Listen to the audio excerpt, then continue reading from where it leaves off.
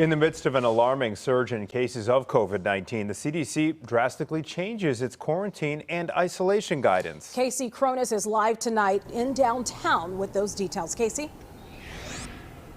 Tia and Anthony, health officials say the Omicron variant is moving quickly, and this new guidance comes in response to that.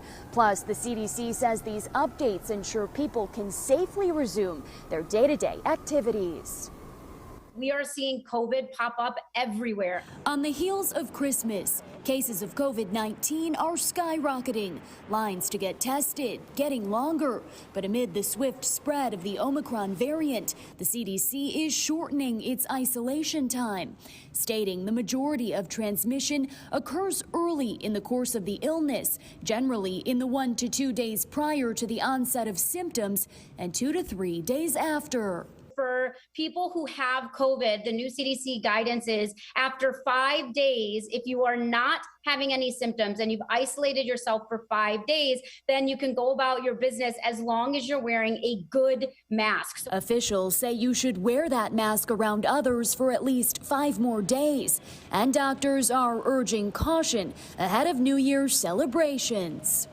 If you're having any symptoms at all, and you have a negative test, please do not go, because we are also seeing a lot of people who are being diagnosed with COVID with negative tests. So they have symptoms, they have a negative test initially, and then they end up with a positive test later, and they infect multiple other people. Governor Pritzker, who is ramping up vaccination and booster clinics across the state, also asking everyone to do their part. What kind of year 2022 turns out to be depends on all of us doing what is best for all of us.